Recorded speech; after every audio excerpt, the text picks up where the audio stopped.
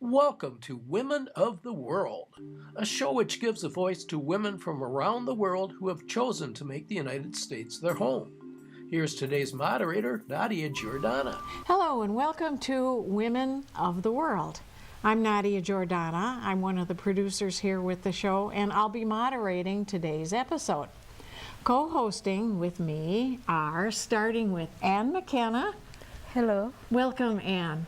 It's very nice to be here. It's good to have you on the show again, too. Thank you. And then we have Tran Nguyen. Welcome, Tran. Hello, Nada. It's good to be here to the show. Yeah, it's been a little while. So happy to have you back. I know. I'm good to be back. It is great. And then we have a very special guest today, Bukola Oriola. And Bukola has an unbelievable story to tell. She's the author of Imprisoned: The Travails of a Trafficked Victim. Did I get the name of your book right? Okay. Yes. And I think well, first, welcome to be on the show. Thank We're you for having me so here. happy I'm to have honored. you here. Yeah. honored We want to to be hear here. your story, and maybe start by telling us a little bit about how you got here to the United States and how your story got started, and then our questions will just flow. That's fine. First, thank you so much for the opportunity to be here. I count this a great privilege. And my immigration story to here is long, but I will try as much as possible to make it brief. So first, I came from Nigeria, and my first time of coming to the U.S. was in 2005 during the United Nations 60th anniversary and General Assembly. I was there as a reporter covering the event, but before then I'd been married traditionally to someone who was also a Nigerian but lived in Minnesota. He was supposed to visit me in New York while I was there Okay. before I went back home, but he changed the plan and asked me to come to Minnesota instead. And when it was time to go back home, because for me to be able to join him then as his wife, there are legal papers to fill with the embassy and courts to go to, which we had not done at the time. But I visited and he advised me to stay. At first, I refused because of my promising career as a journalist, because at that time, I was at the peak of my career as a journalist. I was already an award-winning journalist, and there were opportunities for me to expand my horizon in my career as a journalist in Nigeria. But because he was begging and family got involved, I had to stay. So did you, and this was part of the deception, you married him, did you marry him in Nigeria? Yes. Okay, and then he was here Yes. in Minnesota, Yes. and you came to New York, and your original plan was for him to come to New York and And do the visit. papers and things. Okay, Not to do the papers, it was just to visit, because to visit. when we married, we had not seen each other face to face. Okay. We're only talking on the phone for about a year. Yeah. And the families knew me, I knew the families met my families, because in Nigeria there are three types of marriages. There is the traditional marriage, the Christian marriage, and the Muslim marriage. And the traditional is where family members agree, and that one is the strongest kind of marriage basically in Nigeria, because even if you go to church and you do church stuff and you don't do that traditional, you know, the families do not accept you as a wife. Or if you go to court and do not do the traditional, they still don't see you as a part of their family. So the traditional is kind of like an agreement between families. And that's a you nice know. way to start off a marriage. Yes, Yeah. it is. It's just that sometimes because the tradition is kind of stronger than the law, it poses a particular challenge to the citizens of the country and to people who hold that culture, because there are certain things you cannot do, there are certain help that you cannot get. So in my own case, it was really hard to even prove that I was married to this man in a place like this where the law is stronger than the culture. culture. You know, where documentation and paper is the evidence like a court wants, it makes it really hard for someone in that kind of a situation. So it was important at that point in time then you felt, and I assume he felt, that you needed to get the paperwork straight so that you would be recognized as a married couple in America. But were you planning on going back to Nigeria? Initially, yes, Yeah. I was planning to go back. In fact, I had left. Yes, I left Minnesota and went back to New York because I came in through New York to cover the United Nations. I went back to New York and I had an aunt that lived in New York. You know, after talking to my aunt and his family begging, you know, my aunt was like, "You're already married to this man. The family already gave you to him." And I called my father. My father was my only surviving parent at the time.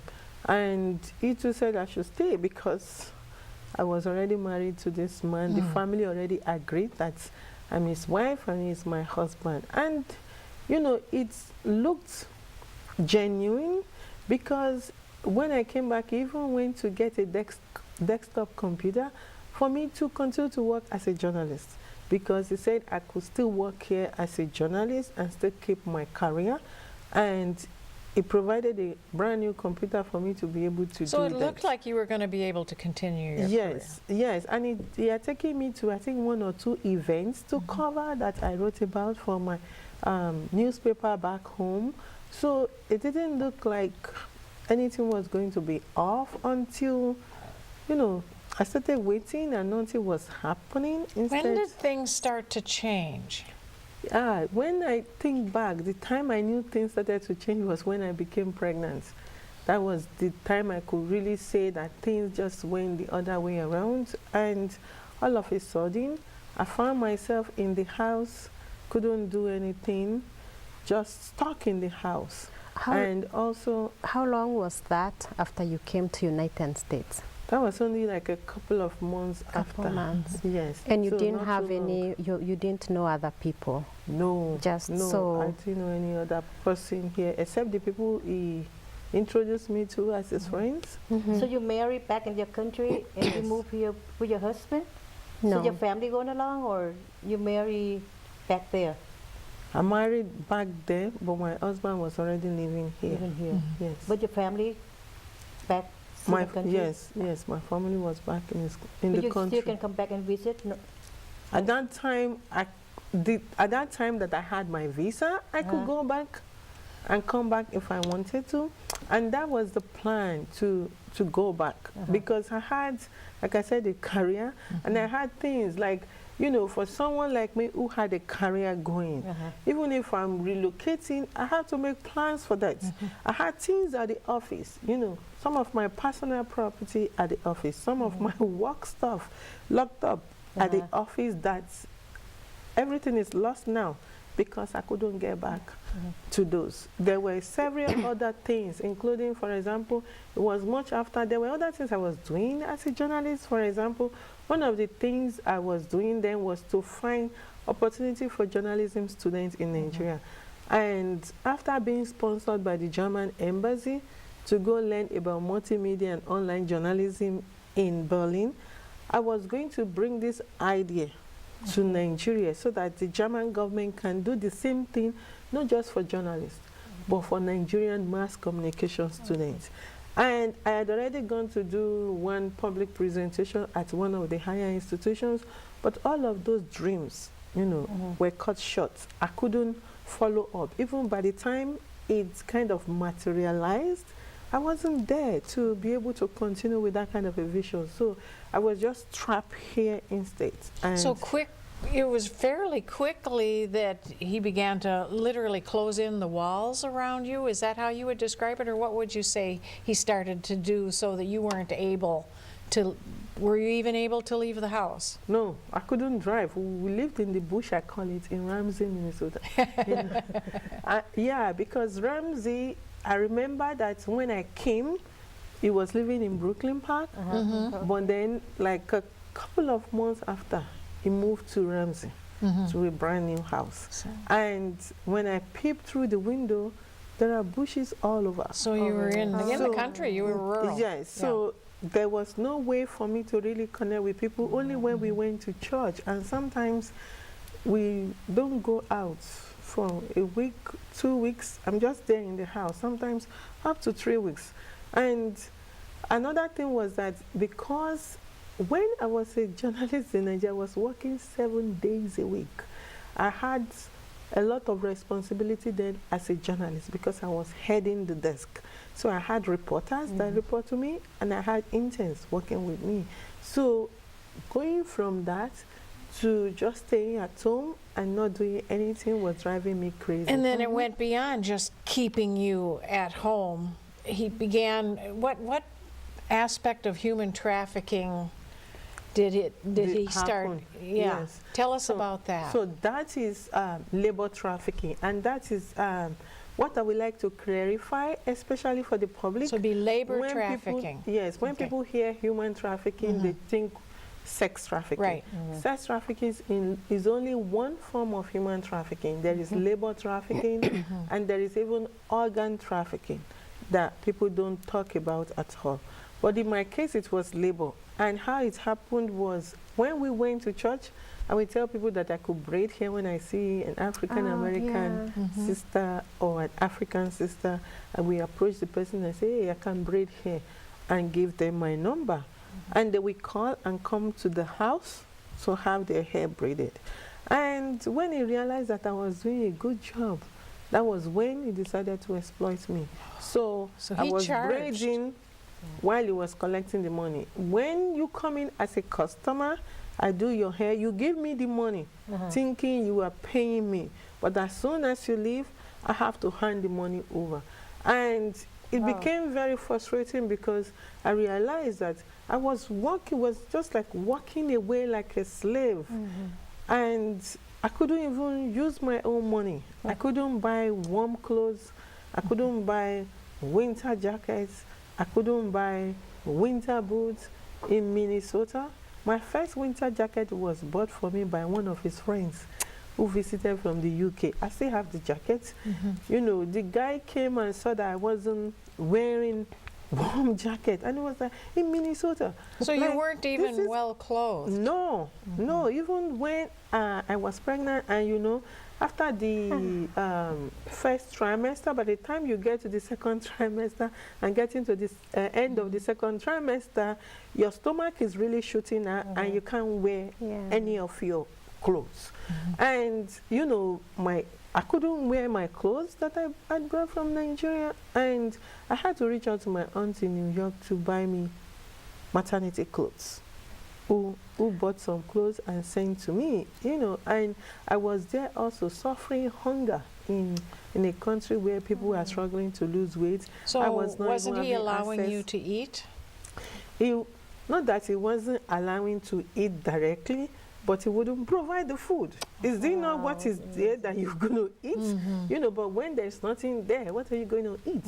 So, you know, it got to the point where some customers, I begged for food, literally, and some who noticed that I was there braiding hair for hours, because hair braiding can take time, depending on what the style is, brought me food to say, oh, they see me just braiding and I'm not eating and I'm just braiding and braiding. So they will bring me food during that time. So I was isolated and became depressed. I didn't even know it was called depression.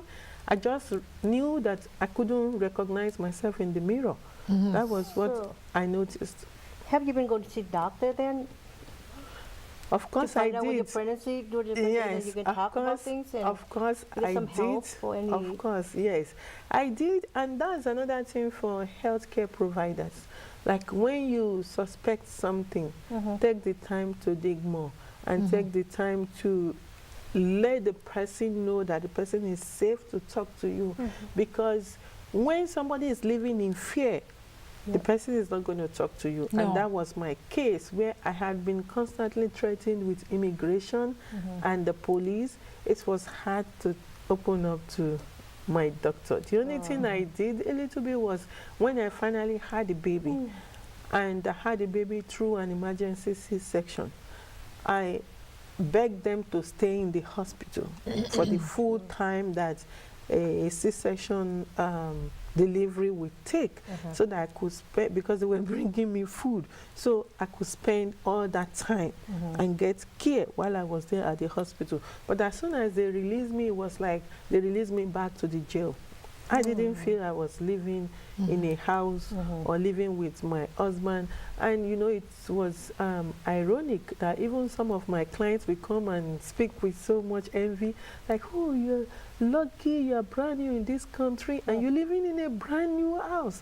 And I would think only if you know that this is a prison, you will not admire me in this place. So but it wasn't something I could say to them. what was your pivotal point? At what time did you realize I've got to make a decision and I need to do something? What was that moment for you? It was when he put his threats to work. He called the police on me. Yes, he did, yes. He called the police on you? Yes, he called the police on me. And that was what gave me the strength to be able to take that leap from the frying pan into the fire, even though I didn't know, you know, what I was leaping into. I just knew I needed to be free. And also one of my customers was very helpful. She told me to call my nurse. She said, your nurse is going to help you. And the nurse, I called the nurse, she was really helpful. And she opened her bag and brought out an orange card with a list of resources in Anoka County and underlined Alexandra House and said, call them now. So I did, and they said I should come. So when they said I should come, I had to plan like an exit strategy to be able to go. And the exit was to leave the house the next day when it wasn't there. But luckily for me too, that next day came and God was in that plan. Because also I believe in the power of prayers, even though at that time it didn't seem to me like God was answering my prayers. I was like, God, is police the solution to get me out of this misery? But it was actually God's plan. A customer called and said, hey, Bukola, do you need a ride? And I said, yes. And she said, I'm in your area fixing my car. So she picked me up and took me. At that time, he had gotten a shop for me in Anoka. So she thought she was taking me to the shop. Had you given birth yet? Yes. Okay. I had my child who also suffered with me.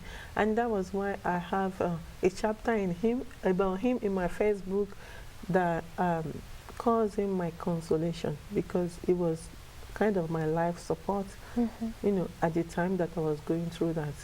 So we went to Alexandra House, and that was where my journey to freedom began. So is that how you write books? So About it? yeah, so my first book, In Prison, The Traverse of a Traffic Victim, documented my journey as a victim. And when you meet a victim most of the time does not know that he or she is a victim. Sometimes The that's victim true. just know that he or she is in a bad situation, because that was what I knew. I just knew that I was in a bad situation and I needed to be out of this situation.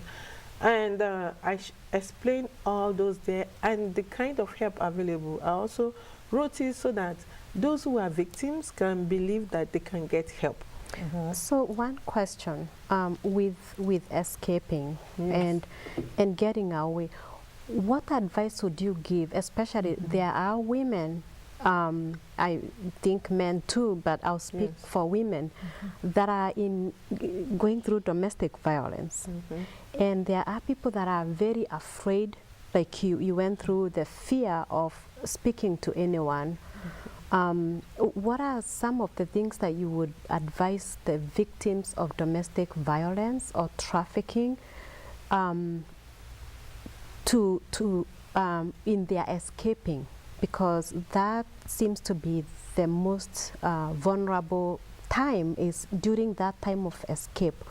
What advice would you give people in that situation? The advice, especially for the immigrant community, and I'll narrow it down to Africans, Yes, is go to the shelter.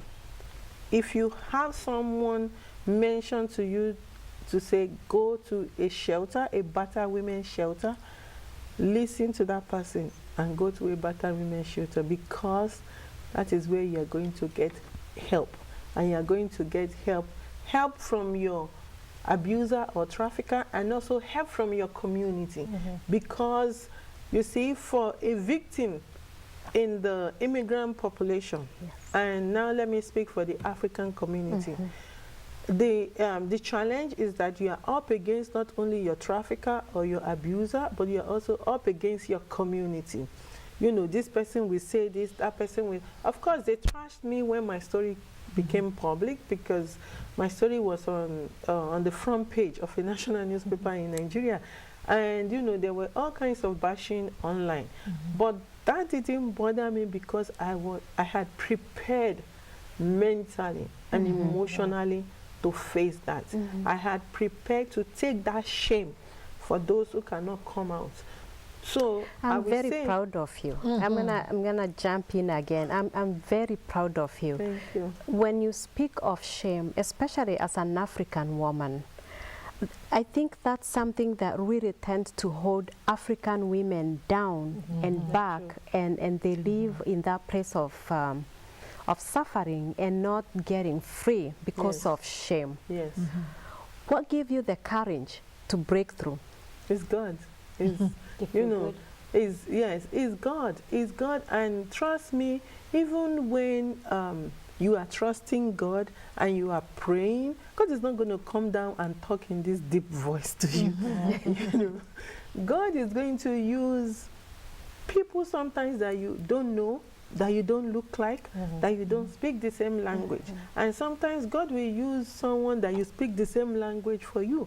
And to just be prepared that sometimes this person is helping you now for this season, because there is also the vulnerability for re-exploitation for you, where you are getting years from even those who have helped you. I've lived all of this, and that is part of why I did the sequel called A Living Label. You know, is to continue to trust God to keep guiding you and directing you. You know, I'm a Christian, but I'm not the one that quotes scriptures. I always call myself the Psalm prayer, meaning Psalm 23, the Lord is my shepherd. And I'm done with my prayers. But, you know, I'm someone who cares about others. And to me, even, you know, when you call yourself a Christian or you practice any religion, what I want to see from you is how you care about people. What your action is what I believe, not what you are saying to me. Because sometimes somebody's action is different from what they are saying. So I will say, especially also for going back to your question about what should they do, how can they get help, or how should they take the step. You know, you hear a lot of people telling you different stories. Like, oh, shelter is for drug addicts. The shelter is for crazy people in the US. The shelter is for this, is for that. And for some people who watch The Pursuit of Happiness, you know, that is just a movie. And when I was at the Battered Women's Shelter, it was nothing like The Pursuit of Happiness. You know, so women and men, they need to go get help, especially when you find someone who says to you, I have gone through what you are going through, and this was how I got help. Listen to that person and take the help, because when you do not take the help, sometimes that even work against you, because sometimes the person you are running away from is also planning plots. In my case, my ex was planning plots. When I was at the shelter, he was calling the police to make false accusations. And for us who don't regard court, who don't go to court from our home country, where the culture is stronger than the court system, that is what you keep thinking. Meanwhile, in a place like this, the court is the power. That is the power that can make or break you. And now you're doing all kinds of things to help other people. Tell us a little bit about some of the things that you're doing now to help others. So I started, one of the things I started first, my very first step was to start a TV show called Imprisoned I saw that. at North Metro TV in Blaine to create awareness and educate people. And after that, I started a non-profit organization called the Anytime Story to be able to provide direct services and also more referrals to people. So that way it helps me to be able to help someone under the umbrella of an organization and provide more help to the person. And I realized that there are people from other states who are either immigrants or some of them are Americans, not immigrants, who need help, who are victims of human trafficking or domestic violence, who need help. So what we try to do at Anytime is to connect them with help in their own area, or if we can help somebody directly, we help them directly. And also, as I was doing this, I saw the importance of bringing my story back home, because the first time I went out to do public presentation, somebody asked me, what are you doing to take your story back to your home country? And that question came severally from different people in different ways. So in 2015, I decided to go back to my home country, Nigeria, with the help of Metropolitan State University. And I went with another student to create human trafficking awareness at 5 higher institutions. And also, while we were in Nigeria, the U.S. consulate were very helpful in coordinating that and working with us to reach millions of people. So in like a week, we reached over 20 million people because the consulates invited national and international media to cover the event. And I saw that it made a lot of impact because we took evaluation, and out of 1,000 copies that we took with us, we got 700 and something back, and 98% want us to come back. Another 90-something% want us to do something. They want to do something in their own community to create awareness, because they see that when you know, it helps for prevention. And prevention does cost less than, you know, providing services afterwards. And afterwards, I was contacted by the White House to serve on the U.S. Advisory Council on Human Trafficking. Yes. Things. And I'm currently the secretary to the council. And basically what we do too on the council is to provide recommendations to the federal government on how to better serve survivors of human trafficking This in is the U.S. so fantastic. across the world. Bukola, I think you are phenomenal. This is so exciting. We could be talking for another hour or more, but sure. we've run out of time. Thank you. Thank you. Thank you for coming on the show. Thank you, Tran, for being with us. And Anne, thank you Thank too. you. Happy And New Year. thank you all for watching us today. We will see you next time.